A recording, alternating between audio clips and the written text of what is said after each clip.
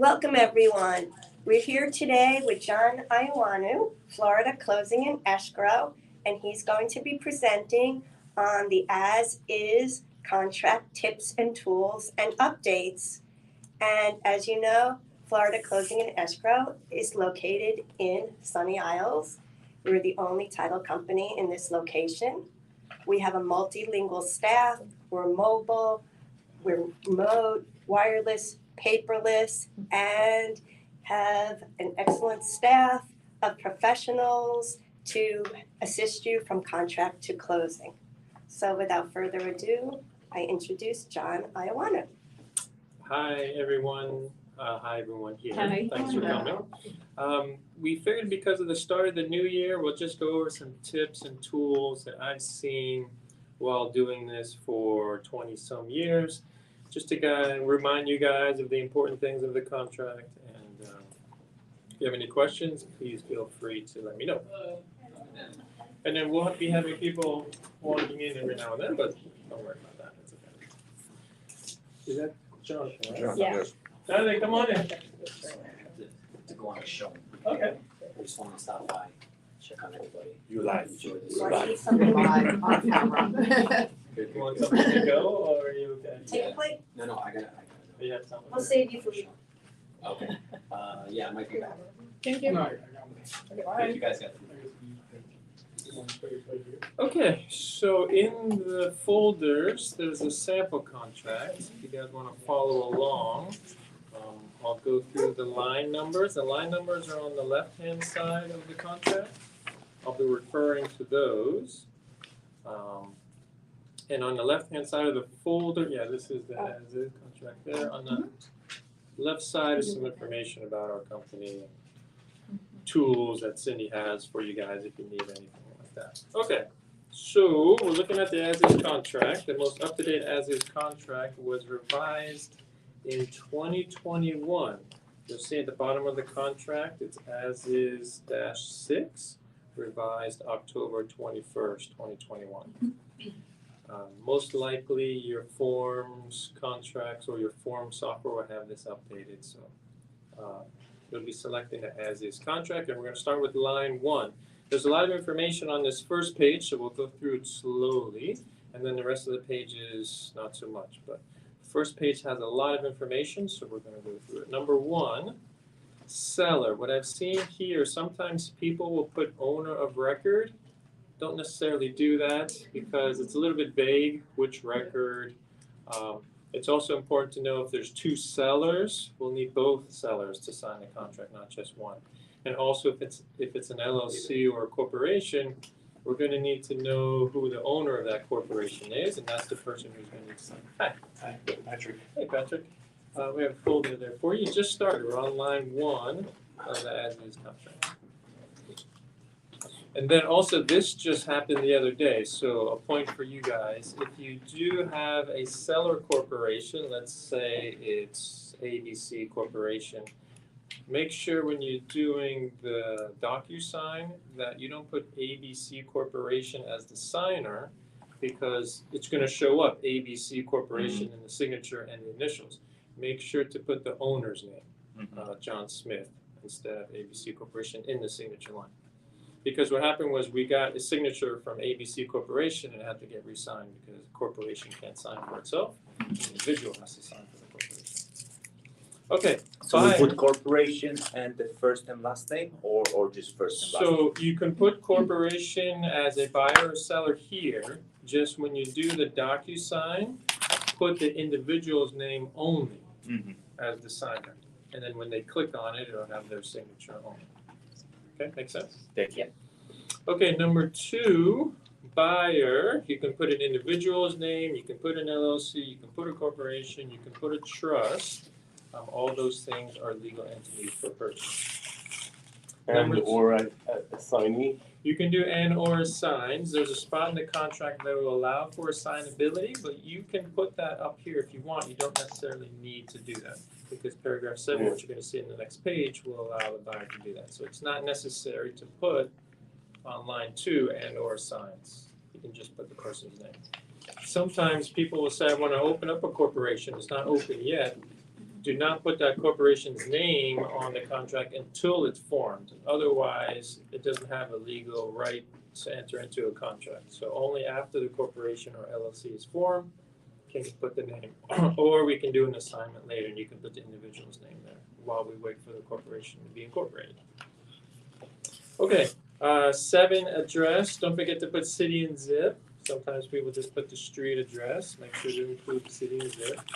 Line 8, this is county, not country.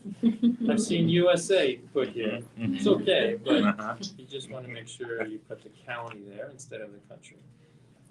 Tax ID, you can easily find that on the MLS. Legal description, you can keep it really brief. It's really not necessary for you guys to do. We'll find it, but if you put something short and sweet, that's fine. Okay, personal property, this is usually a big issue. What's included in the contract is line 17 through 19. Ranges, ovens, refrigerators, dishwashers, disposal, ceiling fans, light fixtures, drapery rods, blinds, window treatments, smoke detectors, garage door openers, thermostats, doorbells. And remember the thermostats, they have to be at the time of the effective date. So if they have a very expensive thermostat and later on they try and change it, they can't do that. They can't do that. Same with the lights, same with everything. Anything that's affixed, right? Correct. Yeah, so be careful with that. Just a quick question, how about using the term where is as is? Is it too vague? Yes. Okay. I don't like that. It's too vague. So what we're gonna do is, if there is any property besides these listed here from 17 to 19 and 20, we're gonna list them on 21. So as you see, I've added washer and dryer. That's not included in the regular contract. It just says refrigerators, rangers, and things like that. Washer and dryers are not included. So if they are included, if you're doing a walkthrough and you see a washer and dryer, make sure to put it on line 21. If not, and I've seen this happen, come walkthrough, come closing date, the washer and dryer are gone. And then the buyer's gonna say, hey, where's the washer and dryer? You're gonna say, well, I don't know. I thought they were there.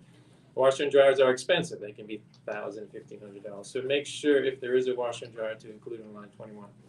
If it's gonna be fully furnished or partially furnished, include this language that I have here on line 22. Inventory list to be provided by seller within 3 days after effective date.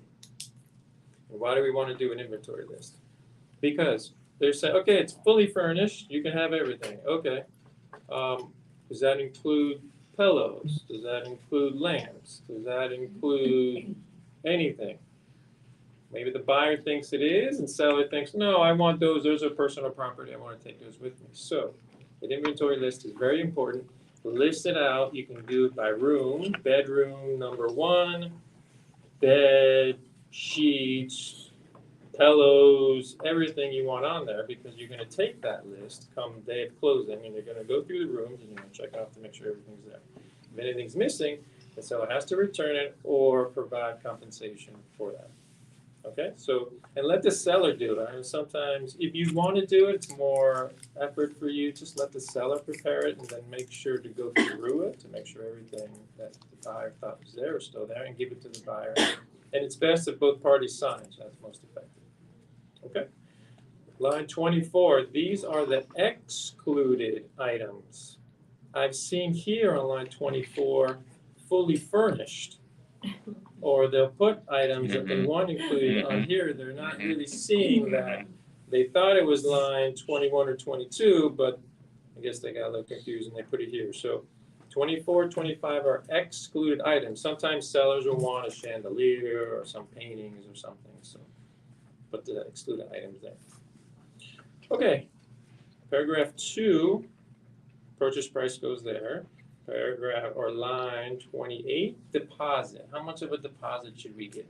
I always get that question. 10%. There's really no right or wrong answer. It just depends how strong you want to make your offer. Obviously, a higher deposit makes your buyer look more serious. If it's a $100,000 deposit versus a $1,000 deposit and a $1 million deal. So there's no right or wrong answer. I wouldn't go above 10%. Because sometimes things happen, and the less of a deposit at risk, the better for your client. So there's a little middle ground you have to figure out for yourselves. Maybe even let the buyer suggest a deposit they want to give, but there's no right or wrong answer, but I wouldn't go above 10%. If you want to do 5% at the beginning within 3 days and do the other 5% maybe after the inspection period, you can do that on line 36. Additional deposit to be delivered to Right. escrow agent within. Instead of leaving it blank, since the inspection period is 15 days, put 15 there, or 16. Okay, if there is financing, put that on line 39. Don't forget to put the balance of the amount due on line 42. Okay, paragraph 3. See, I told you there's a lot of information on page 1, but don't worry, we're not going to go through every page like that. Time for acceptance of offer and counter offers, semicolon, effective date. Okay, so sometimes people will leave this blank. I don't recommend this. Line 45 is how much time you're giving the seller to accept or counter your offer. If you leave it blank, it's an open offer. Seller can accept it whenever they want. So maybe they see this contract and they're like, oh, okay. I don't have to reply yet. Let me wait the weekend. Let me wait a couple of days. Let me wait a week, see if I get any other offers. And so your offer is just sitting there. And if you call and say, hey, what's going on with my offer? You're going to get the runaround. Oh, I've given it to the seller. They're trying to sign it, blah, blah, blah. So if you put a date there, the realtor will say to the buyer, hey, we got an offer. You need to give us an answer by X day. How much time to put there? 2, 3, 4, 5 days. I wouldn't do more than a week. And then the good news is when you put it there, you'll see on line 45, this offer shall be deemed withdrawn and the deposit returned if not accepted by the seller within that time period. If the seller counters your offer, then on line 46, it says that the buyer has 2 days after the counter is delivered to either accept or counter the counter. Okay? Okay, line 48. A lot of people ask, what is the effective date? Do we know when the effective date is? You guys seem like a smart group. The last Well, signature.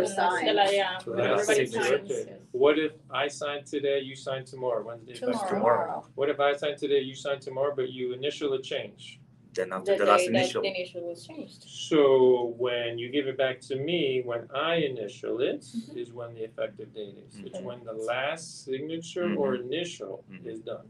And that can go back and forth and back and forth.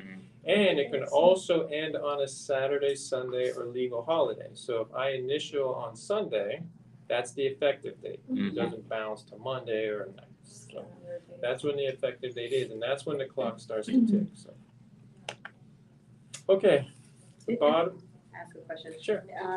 If it's a mortgage and you're doing a 45-day, so is it advisable to try to make the effective date like on a Monday? If it is like on a Saturday, Sunday, if it's gonna overlap on try to make it a weekday so that, things can start on the mortgage end.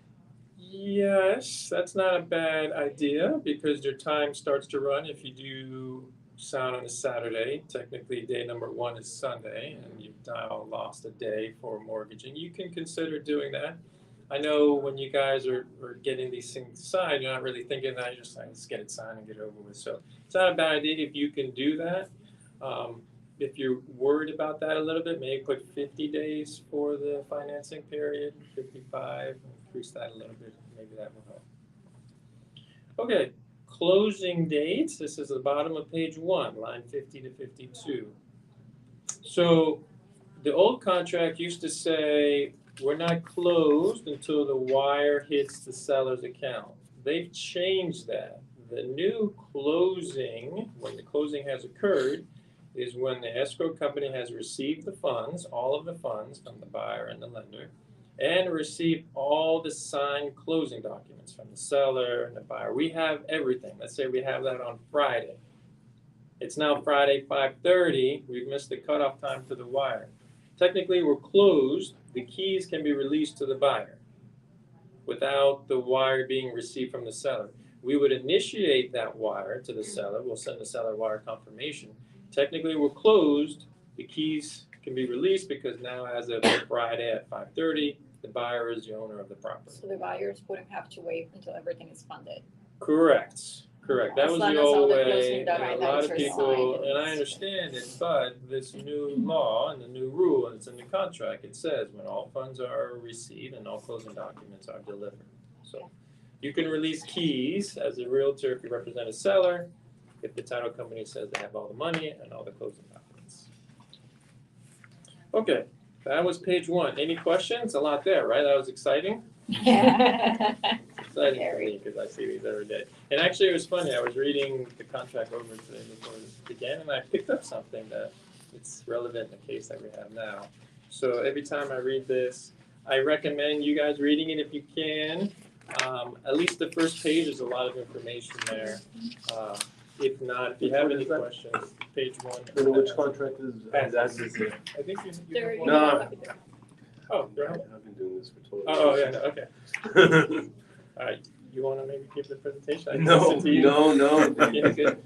Them, it's good Yeah. for them, especially those two at the end here. Well, we learned something this week. Yeah, I learned, well, I kind of knew, but yeah, we're having an issue with the client who he can't get out of his agreement. The contract? He The passed broker, it. the broker won't release him, Uh, won't terminate.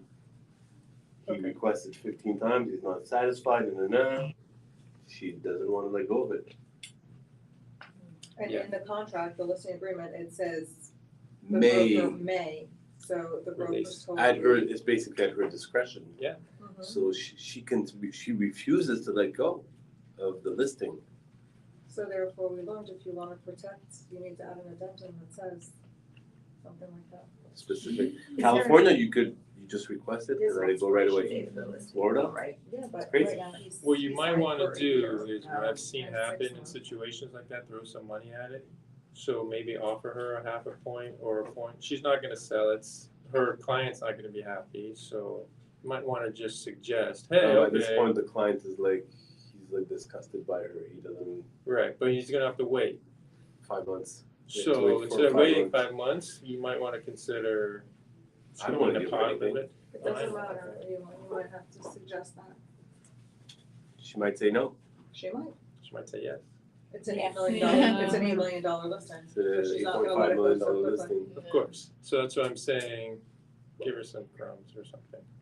That's just what I've seen But what happen. happens if he is able to say, like, I'm not happy for these reasons, which he has all valid points of saying it, and do you know what I'm saying? Like that she breached her contract because she hasn't done this, and this. The contract controls, like you said, and addendum will be needed legally. She's contractually right. If he has some personal issues, maybe he can take it up with FREC. It's gonna go through all those processes, and that'll take 5 months, and by that time it'll be over, so. I spoke to the lawyers of the Miami Realtors, said there's nothing you can do. Right. She's allowed to hold on to the listing. There's nothing like a negligence. No, so what he can do is he could say, listen, I'm not granting you access to the property. But she And- still holds it up for the 5 months, She still holds just it out up of for 5 months. spite for her. I'm even allowed to have a second contract. I didn't know that. I could sign up a second agreement, they told me, but if I sell it, I still have to give her a commission. So you're allowed to list the property It's twice, crazy. Oh. but you would have to pay her the That's why, commission. that's why these classes are really important, because it's very like, a lot of gray area in Yeah. real estate. Especially with written contracts, whatever's written and signed by both parties, that's what goes to court, and that's what wins. I don't even know why they have that termination clause, because it's basically pointless. Well, good luck with that. That's what I'm going through now. So consider maybe offering her a percent. Some crumbs, yeah. Just something, to not wait the 5 months. Because technically the market's going down a little bit, so in 5 months, who knows, purchase price will be. It's to protect your Yeah. client. Yeah. And it will maybe. I'll offer it to him. I say we could offer him, so, half a point. Well, if you're her, you're saying, okay, I'm not letting it go, he's not gonna let me sell it, so better getting a half a point or 1 point than nothing, right? I would say that. Well, it's a lot. If you think it's an 8.5 million listing, a point is a lot. So I wouldn't even Or want to half give her a a point. point. Maybe half a point would be the max I would give her, you know what I mean? Well, give her a number, 50,000, 25,000, give it, so something to consider. Say, hey, look, you might have learned something today. I'm not, I don't even wanna deal with her I know. because if she knows that I'm trying to take the listing, then you probably know her, Dora Pugh. Oh my goodness, wait, I think we have something with her too. I don't know what it's like. This is live. Who's filming this? That's okay, we can cut that out. Okay. We can- Well, you're just Not saying who really she is, live then. okay, so that's her name. All right, There you go. Thank Thank you for telling me, guys. I mean, I've been telling you with my eyes. It's only 3,000 people right now live. shoot. At the 3,000 104 Where do you see that? Alright, at the 104 mark. Where do you see how many we'll people? close the meeting. Kidding, I don't know how many. Okay, I'm gonna keep my mouth shut. So, going back to the contract, closing date, this is line 53. A lot of people ask, what's the quickest or soonest time we can close? For cash, we can do around 10 to 14 days. For loans, 45 to 60 days. For cash, for us, we do 3 searches. We do a title search, which takes 2 to 3 business days. A lien search, which comes from the city and the counties, that takes 7 to 10 business days. And if there's an association, we need an estoppel letter, sometimes it'll take 7 to 10 business days. So the quickest we can close on cash technically is a week. If we rush everything, if there's rush options, we can push it. I wouldn't suggest pushing it too soon because a lot of things get crazy. So 1 to 2 weeks for cash, 45 days or 60 days for a loan because the lenders are pretty busy. Sometimes borrowers won't have all the documents they need. They'll ask for tax returns, and if they don't have that, they have to wait. So, and I recommend putting on or before a certain amount of time. Go ahead. With a closing that I had last year, I was told that it could take up to 28 days for a lien search for a condo. It depends what county was it, you know, 90 or days. city, okay. That's a little long, maybe was it during the pandemic or something where it was stretched It's out? like holiday time, I think, so, No, right? it was like March. That's a little bit out of the ordinary, 28. that's quite long, that's almost a month. Business days. Staff. Right, oh, so Business it's days even is more. longer than a So, month. Oh, Yeah. I So think that all the does it. cities and counties are back up to speed Yeah, and they were- and staffed now, so we're seeing a turnaround time of around 10 business days, Okay, give or that's take. good. And also, instead of putting an exact date, so let's say today's the 2nd, is it the 2nd? So you're saying, okay, so I can close in 2 weeks, and you pick 2 weeks from today, which is what, 16.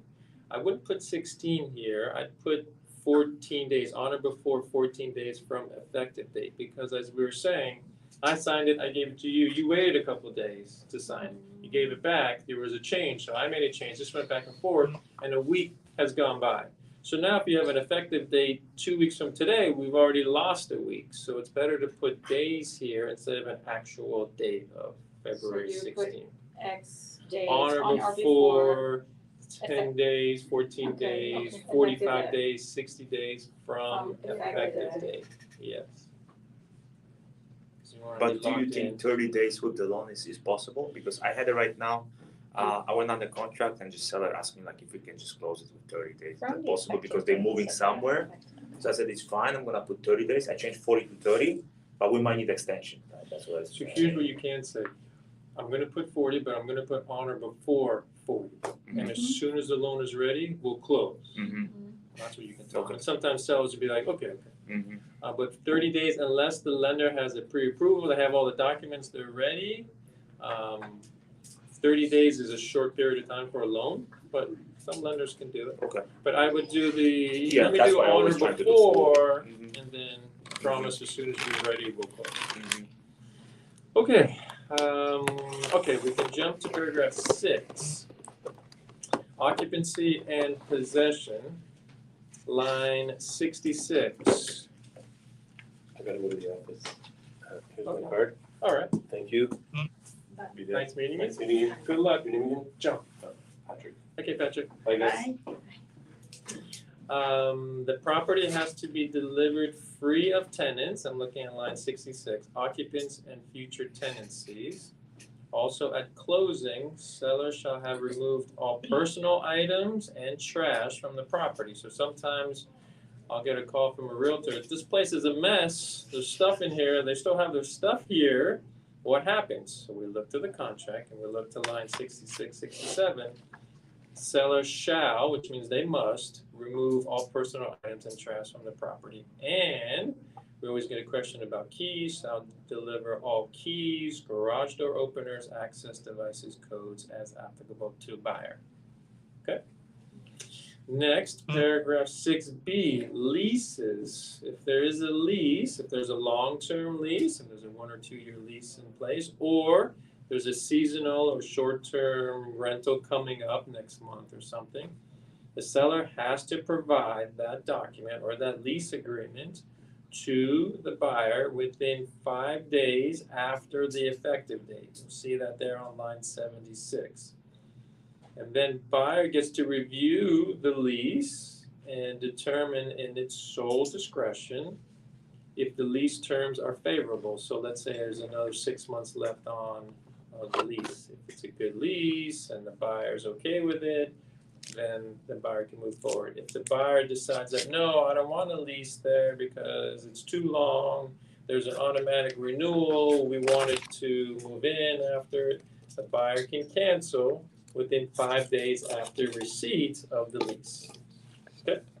So with leases, make sure to check off 6B. Assignability, make sure to check off line 84, may assign. Because sometimes the buyer will say, oh, actually, I want to buy it under an LLC, or I just formed a trust, I want to assign it there. If you check off the first box, may assign but not be released, we can prepare an assignment for the buyer to sign between the assignor and the assignee without having the seller sign. This allows the buyer to do it without the seller's approval. If it's not checked and it says may not assign, we need the seller's approval to assign it, and this becomes sometimes a bother. Okay, paragraph 8, if it's cash, check off the first one. If it's financing, check off the second one. Instead of leaving that blank on line 89, put 45 there instead of 30. And fill in if it's conventional and fixed and whatnot. You took them at 45. Yes. If you really want a good answer, is if the buyer has a lender and they're speaking with them, you can ask the buyer, how much time does your lender need to get the loan? They might tell them. Sometimes, unfortunately, mortgage brokers be like, yeah, I can do it. Come 30, 45 days. Oh, actually, we need a little bit more time. We need to get an extension. Right. Then the buyer's put in a difficult situation because the buyer's leverage has decreased, seller's leverage has increased, so seller might ask for certain things like, okay, release the deposit to me, or put in another deposit, or raise the price $5,000. So. Excuse me. Mm-hmm. I'm gonna find it. Going back to number 7, assignability. Uh-huh. I know that the second one is typically what's signed, and you mentioned the first one. I had a situation, I mean, the seller just wouldn't agree to it, but you're saying that the buyer can do that?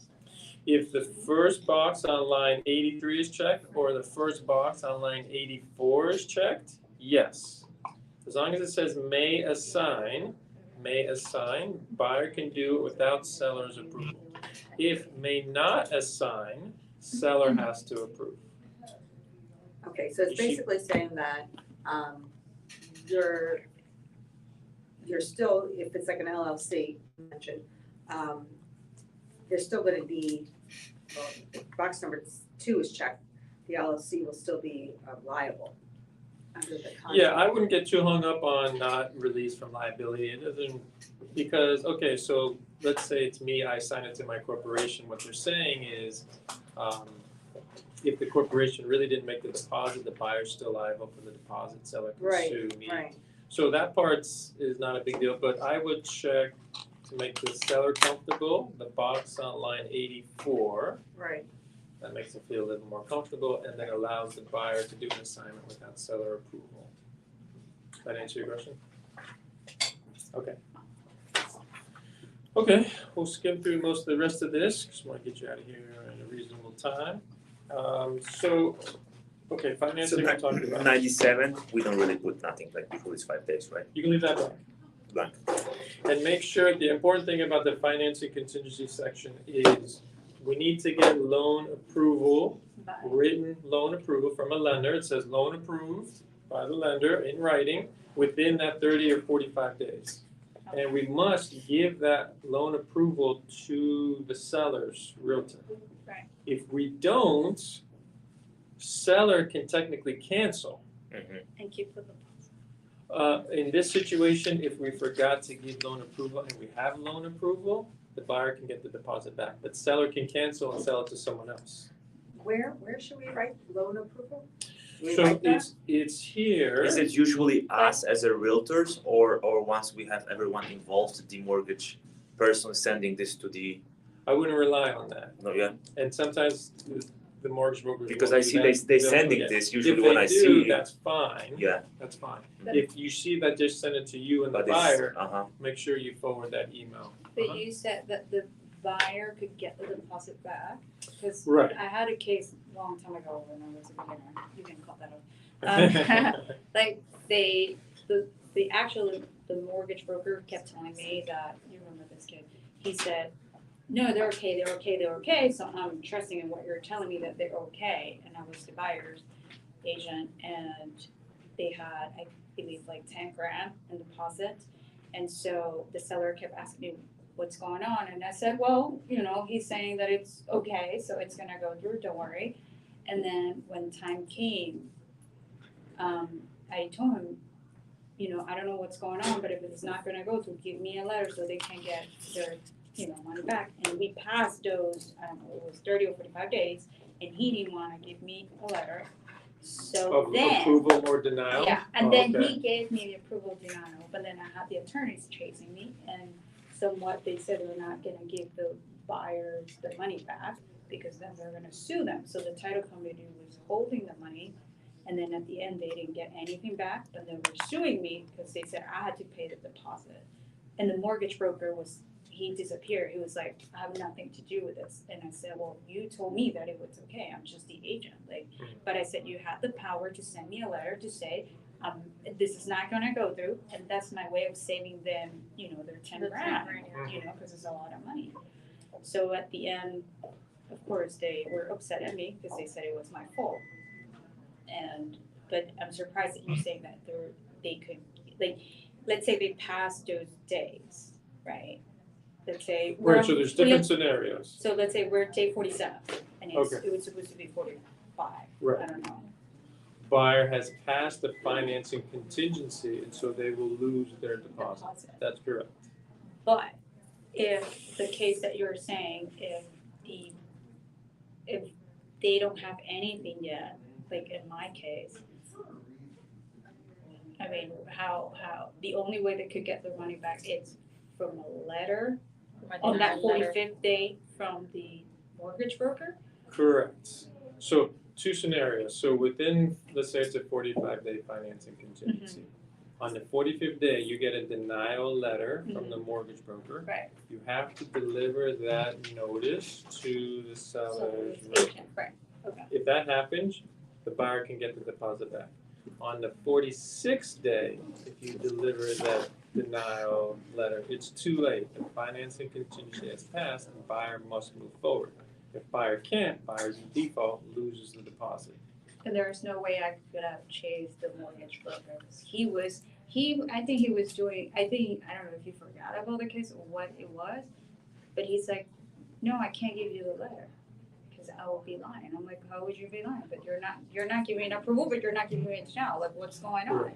So here's he what would- you should have have done, done. or next time you can do. Either ask for an extension of the financing contingency period, Mhm. or you have to cancel. Those are your two options to protect the buyer's deposit. But okay. And you're gonna talk to the buyer, hey buyer, we have a 45-day financing contingency period. If I don't give notice to the seller that you've either been approved or denied, you're gonna lose your deposit. What do you wanna do? And then have him chase his mortgage broker. But that financing contingency period is finite, 45 days. So then what we said is, and you'll see this on line 120, if buyer fails to timely deliver any written notice provided by that above to seller Mhm. prior to expiration of loan approval, then buyer shall proceed forward with the contract as though it's been waived. However, seller may elect to terminate this contract by delivering written notice of termination to buyer 3 days after expiration. So that was the other point I was making. If they've been approved within the 45 days, but you don't tell the seller but the buyer's been approved. 46-day, 47-day, seller can cancel and buyer gets their deposit back. Okay, so, The reason that's this a is whole important is different- because it used to be important last year. People were getting offers, they were going higher and higher and higher. So if you didn't meet this loan approval notice period, sellers were canceling us. That was happening a couple times. Buyer gets their deposit back, buyer's out and they're going with another offer. So Somebody will- if you're representing a buyer who's getting a loan and you've got loan approval, provide that loan approval to the seller. It's gonna be actual approval, not pre-approval. Yeah, Approval. pre-approval means nothing. Nothing, Don't yeah. get pre-approvals. It's loan commitment letter. We work with DU, DU, so we make sure that we go with DU before we go out. Okay. Yeah. So the important thing in here is if you haven't got anything from the lender, approval or a denial, get an extension or cancel. Okay. It's the only way you can protect the deposit.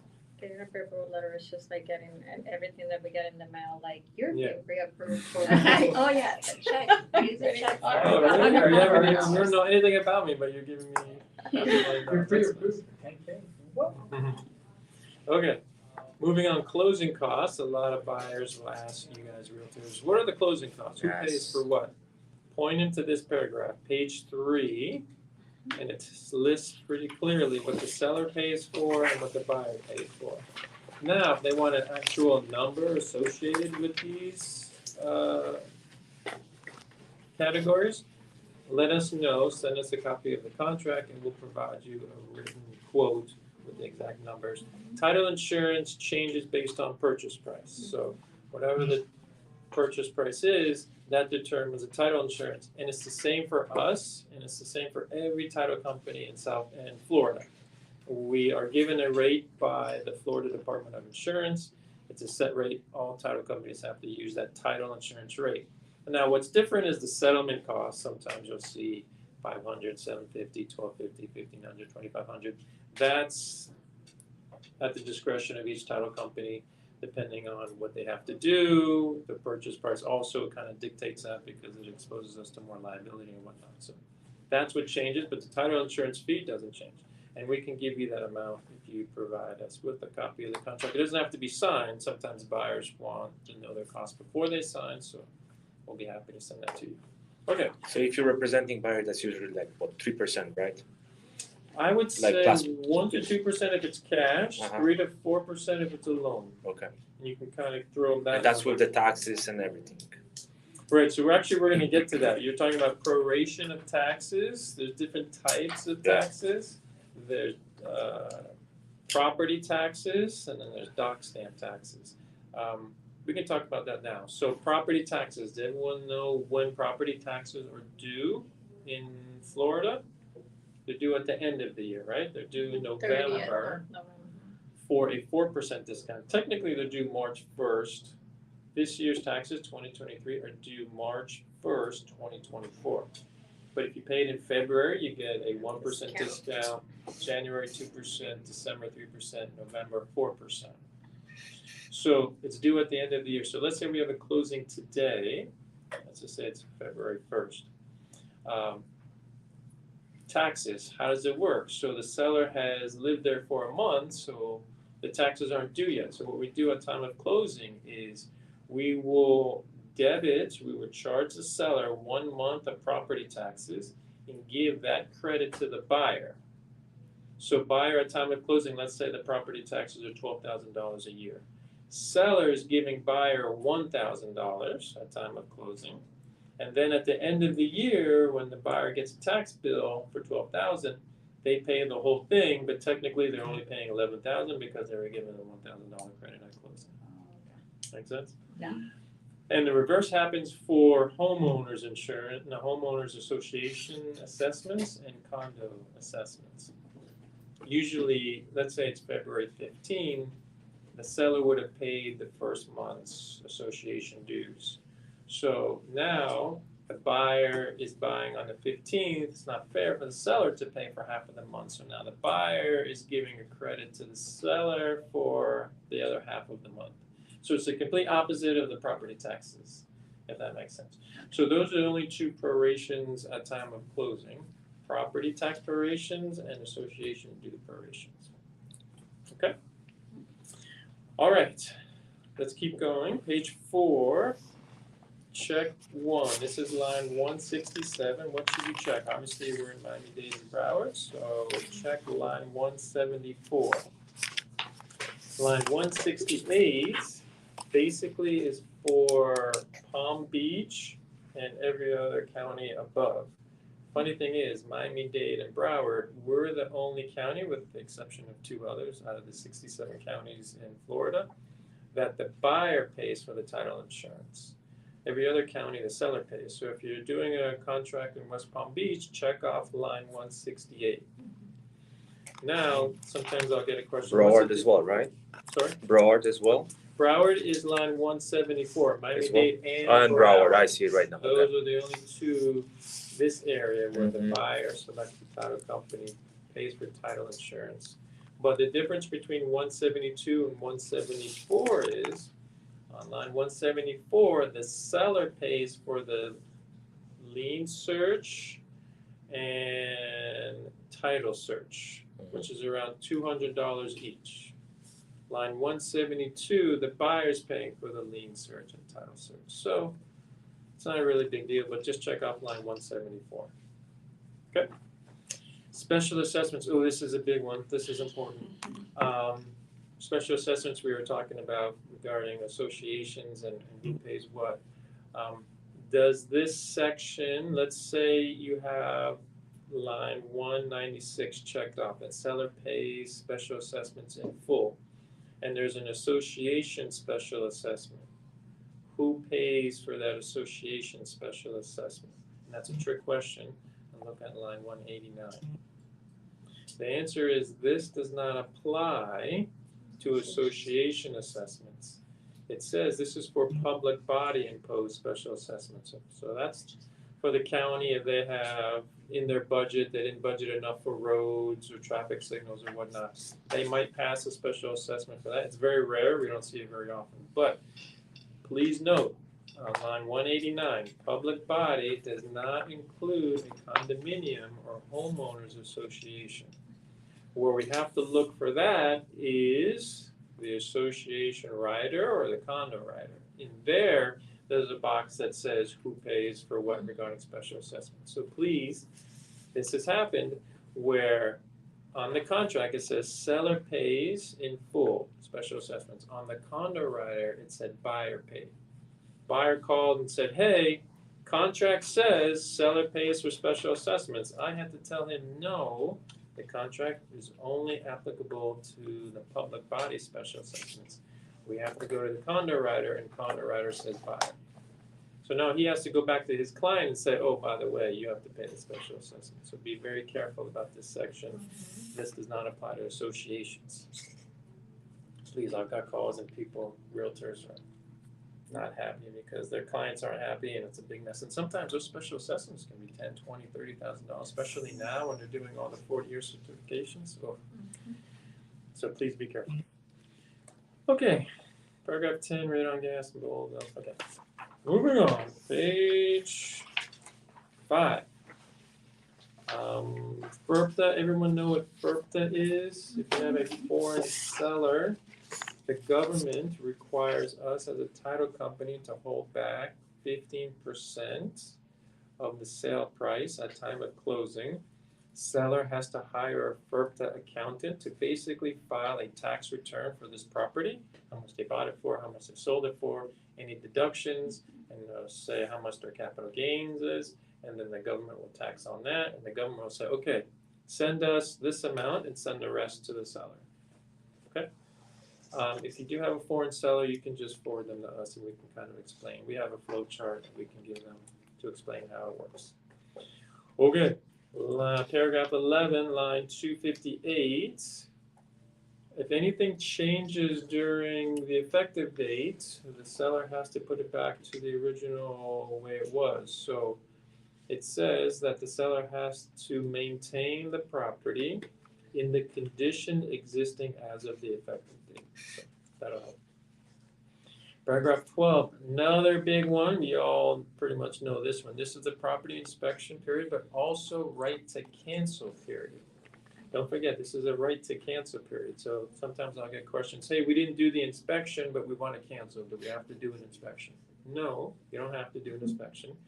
During these 15 days, and here's where I recommend putting actual 15 and not leaving it blank, because you don't want someone to change it. Right. Put in 15, and during these 15 days, if buyer determines, this is line 263, if buyer determines in buyer's sole discretion, so sole discretion means they woke up one day and changed their mind. They don't need to give So a this is reason. pretty much a right to cancel without an excuse. Correct. We just want to back up, that's it. Mhm. You would send an email or a notice to the seller's realtor saying the buyer has determined that they're going to cancel the contract pursuant to paragraph Mhm. 12, and then you would attach the release and cancellation form. If the property is not acceptable to the buyer may terminate the contract by delivering written notice, so make sure it's in an email followed by the release. Do not do WhatsApp, do not do TikTok, do not do text messages, none of that Mhm. is considered written notice. Written notice is considered by email, so make sure to provide written notice during this period. And it has to be on the 15th day. And Calendar, right? Calendar days, correct, very good. And what time, do we know what time? 11:59. Yeah. Okay. He's fresh at the oven, Ah, that's that's right. You're fresh. You've been taught well, my friend. Okay, so buyer and then buyer gets the deposit back, okay. Okay, top of the next page, paragraphs, page 6, walkthrough inspections and re-inspections. Please do these. Sometimes I'll get a realtor that says, I'll say, okay, what time is your walkthrough? We can schedule the closing afterwards. Oh, we're not doing a walkthrough. Okay. After the closing, the property is yours. So if you go to the property after the closing and someone's there, that's your problem. If the refrigerator's missing, that's your problem. If there's broken glass, if there's anything, if there's an inventory list that you have and there's missing items, it's too late. So what would you recommend? Day before do the walkthrough? You have two options. It says here on the day prior to closing or the day of. I like to do it, if I were you guys, the morning, just to make sure nothing happened the night before. And then after the walkthrough, come here and then sign the documents. But don't pass it. It's so vitally important because so many issues can happen. What if there's a leak? Something happened the night before or someone forgot to turn something off. Oh, big problem. So please do this. Permits. Okay, so line 280, this says that the buyer is going to inspect the property. If they find out that there's any open permits, this paragraph here says that the seller will provide the plan and documentation, bless you, for those. But here's the important part, line 267. Seller shall not be required to expend or become obligated to expend any money to close out the permits because this is an as-is contract. This section is not in the regular contract. So what we do to counter this is if you guys really want to quickly jump to page 12, we add the language at the top of page 12 that says if there exists any open, needed, or expired permits, then seller shall be responsible. And this controls over this other paragraph. So if this is not here, if paragraph 20 is not here, and there's an open permit, it's the buyer's responsibility, not the seller's. That could be costly. If they did work see, I also have included here open or needed permits. Make sure the word needed is in there too, because sometimes I'll just see open or expired. But what if they did work and they didn't pull permits? That's a good one. Then you go to court and say open or needed, but they weren't open and they weren't needed. I mean, they weren't expired, they were needed, and it wasn't there. And So what happens when they buy it like that and then the county comes in and thinks that they did work when they didn't do any work and makes them pull permits? right. So That's what I'm dealing with right now. and that happens too. You'll be surprised though. sometimes these inspectors, if they walk by an open unit, or they'll take a quick look in there, and they have all the records, and if something looks like it's been fixed, they'll come knocking, and they'll say, hey, that looks like a new kitchen, when did you You do looked that? at pictures on Redfin, Oh, yeah, that too, yeah. crazy.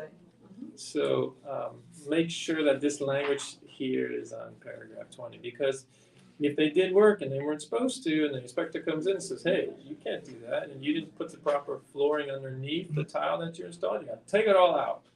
And that could be quite costly, so. All right, so we're going back to page, 6. Okay.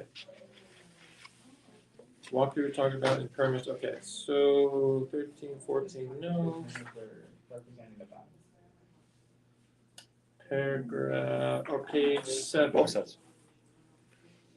Oh, no. Okay.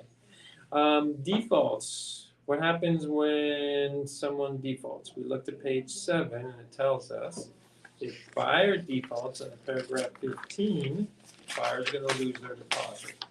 If seller defaults, buyer can get their deposit back, and if they want, they can sue the seller to force them to sell the property to them. I don't know, I had a case, a particular case where the seller of the property passed away a few days before closing. That was horrible, she told me. It was We've a nightmare. That happened day of closing, And both sides, okay. yeah, this is a property that, I mean, it was new construction, and the property was like about to be finished. Closing was supposed to take place January of last year, and I mean, literally, like, he passed away like 10 days before closing. This is the buyer or the seller? I was representing the buyer. The seller, I mean, he was the builder. Who passed away? The buyer? the seller. Okay. The seller, the builder, yeah. He, you know, like, there were, and of course, there were a bunch of, like, still, like, open permits on this properties. I mean, a bunch of inspections. I mean, a bunch of contractors that were not being paid because the guy passed away. And, I mean, he was, like, the only one on the, pretty much in the company. He was president of the company, but he had not, anyway, yeah, it was the whole 9 yards. And my client, the buyer, did not want to release it. Like, he wanted to continue, but, you know, that then became part of the estate, and then Probate. we have to go through probate, and it was, you know, a complete nightmare. But my question is, probate, if a designated, I mean, if there is a designated agent, but, you know, established, I mean, I don't know, I mean, how long does it take? I mean, I've seen Could it it go quickly through as for 2 some- months, and it can go as long as 6 months. Again, depending on how the courts are doing, but it must go through probate unless the deed said to John Doe, survived by someone else. Or if someone else's name was on the deed, it automatically passes. But if there is only one name on the deed, it has to go He through was probate. married, no? yeah, he was married, Like but a wife he or was the something. only, no, but he was the only one on the The wife deed. doesn't get it because he might have kids, or there's a whole Yes, thing that right. probate court has to go. Yes. So it doesn't automatically pass to the wife? Unless in the corporation documents, it said something about succession and whatnot, but most likely it didn't. It was done. I mean, like, Yeah, that's too bad. So he has to wait. He has rights to purchase still, but he has to wait until. well, at the end of the day, they, you know, pretty much pushed us and started, like, sending out of this, letters from an attorney, like, saying, like, you know, if you don't release, we're gonna sue, and you could lose your deposit and this and that, and That's I just like told- tourism. it's of course, and I told my client, listen, it's really not worth it. I mean, there's a bunch of open permits on this property. I mean, this is gonna cost you a lot of money. So, you know, it's better for you to just let it go and just find another property, because Yeah, it's just too much hassle to Yeah. go through for, you know. and it takes months and it takes Yeah. money, and so unfortunately, that was probably the right a lot decision. of energy. Okay, so if there is a dispute, the parties have to go to either mediation or arbitration. That's paragraph 16 of the contract. Okay, go to page 8. Ooh, okay, we discussed this a little bit, but let's go over the timing period. Here it is in the contract under paragraph F, line 432, timing. Calendar days, as you correctly mentioned, is what's used, and based on where the property is located. So that 11:59 is Eastern Standard Time if we're in Florida, and it's not when the California person says, hey, it's only 11 o'clock here, but too late. In Florida, it's 2 o'clock, so time has passed. Other than time for acceptance and effective date. So as I mentioned, we can start on a Saturday and Sunday, we start counting. And when is day number 1? Is it today if we have an effective date, or is day number 1 tomorrow? Day number 1 is tomorrow. So today is what, Thursday? We have an effective date. We start counting tomorrow, which is Friday, as day 1. Friday, Saturday, Sunday, because they're calendar days, Monday, Tuesday, Wednesday. And if we end on a Saturday or Sunday, then it goes to the next business day, which is Saturday. Unless it's a legal holiday, and if Monday is a legal holiday, and then goes to Tuesday.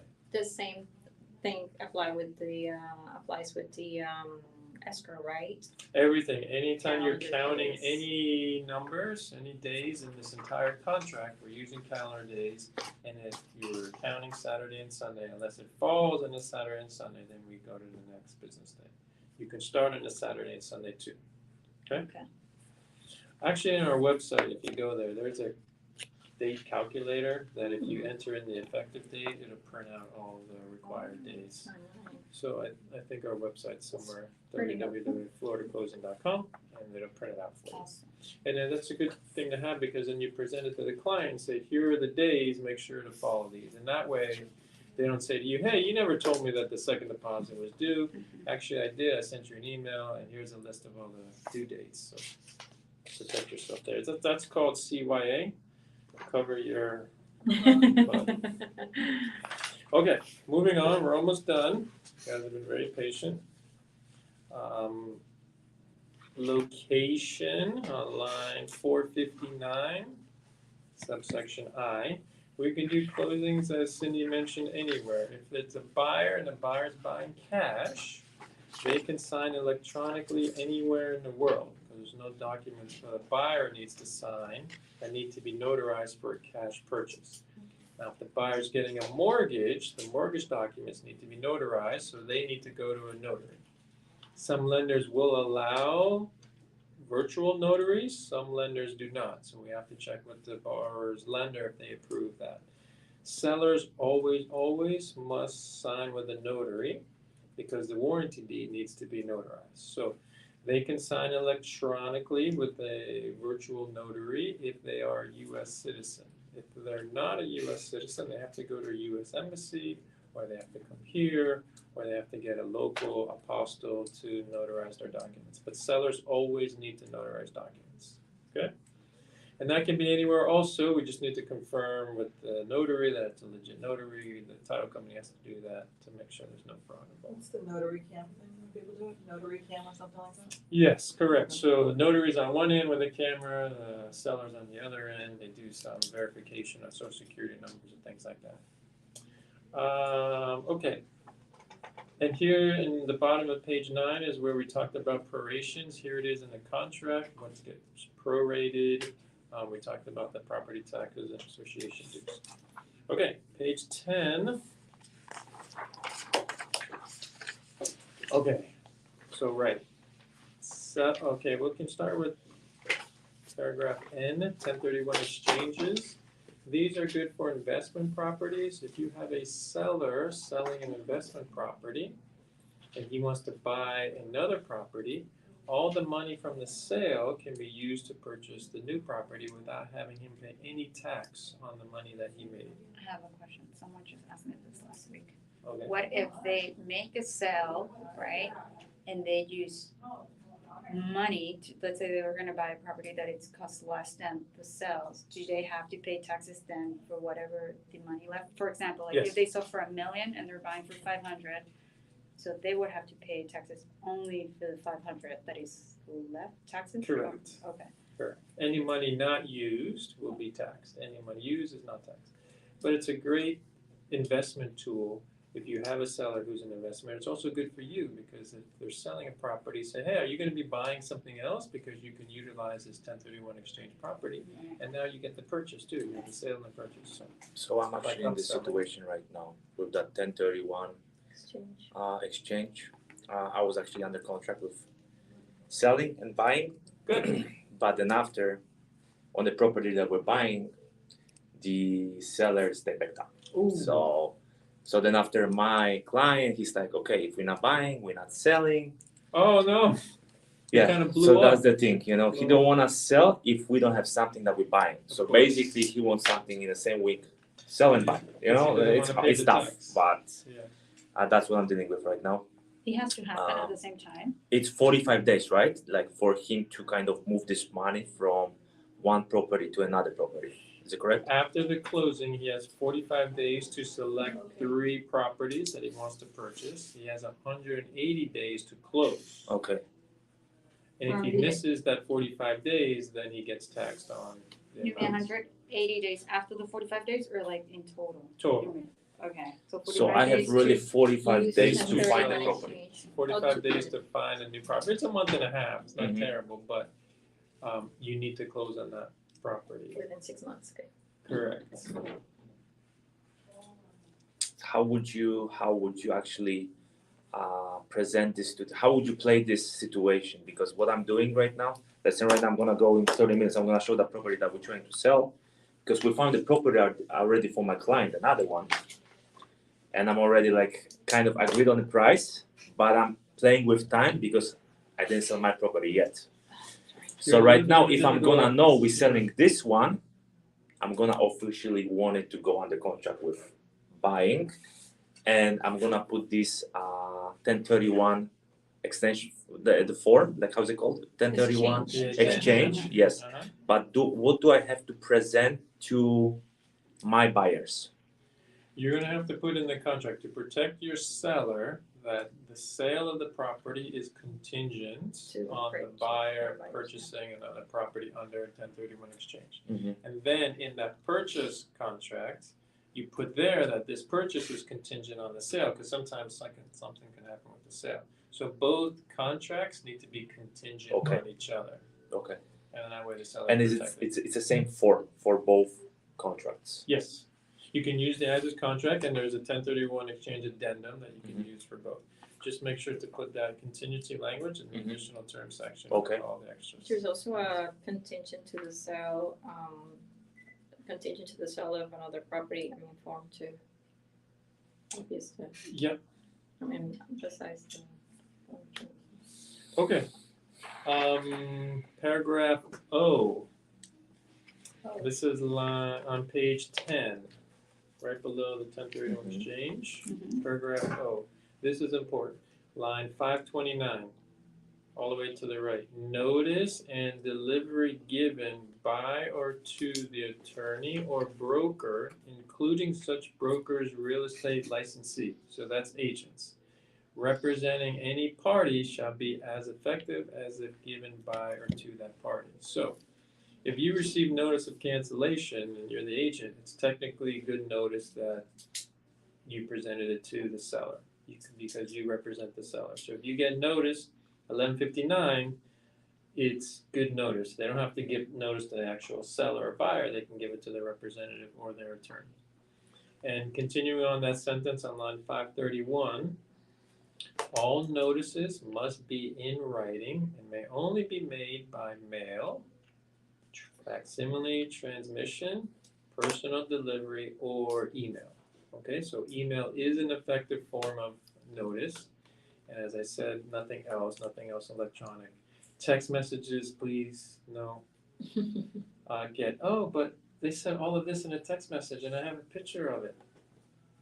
No good. Text message is not effective. Only emails. Okay? Okay. Page 11, we're almost there, peeps. Okay, addendums, or addenda is the plural term. 19A is for condominiums, 19B is for homes. It's not both. I've seen both of them checked off. It can't be both. It's either a condo or a home. So check either A or B if there is an association. If there isn't, leave it blank. Seller financing, sometimes that happens, especially now with the interest rates going up a little bit. So if there's a HOA, we put in the second one. If there's no HOA, nothing, it's just leave it blank. If it's a single home family. Correct. So HOAs are for homes, COAs or condominium riders are for condominiums. So it's A or B. So you were mentioning now the seller financing, which addendum you're referring to, because I've never used this one. So all these addendums are in your Form Simplicity or whatever software. No, you I know, guys but are in using. which case would you choose the seller financing? Oh, which case? Okay, so the buyer wants to buy a property for $100,000. They don't qualify for a loan. They don't make enough money. The seller, if they really want to sell it, will say, okay, I'll give you the loan. Okay. And you just pay me according to terms. Oh, okay. Oh, it's for the seller financing. Okay. Yeah, so Yeah, Alright. kind of like what it Alright. says right there. For some reason, I don't know, I just thought about something else. No, it's okay. And it's popular now, and we can prepare the mortgage documents. It's a promissory note and mortgage. The mortgage gets recorded, so if the buyer defaults, the seller technically acts as a bank, forecloses on the mortgage, and gets the property back. So there's not too much risk for the seller, so that's why they're sometimes willing to do it if they really want the sale to happen. Appraisal contingencies are great. 19F if you can get them, if there is financing, because properties now are starting to decline, as I mentioned, so they might not appraise for what's being asked. So this allows the buyer to back out if it doesn't appraise at a certain amount. Are you still seeing that, or are you seeing that the appraisals, because the last ones I've had, the appraisal has actually, to my surprise, matched? Yes, we just saw that. So I think our area, South Florida, is holding strong. Buyers are still coming down from the northeast. It's freezing up there now. If you see pictures in the news, I was just there, it's horrible. right? So we're still getting new buyers coming down here. Our tax structure is favorable, the weather is favorable, all the people are nice. But you're saying that appraisals are coming up?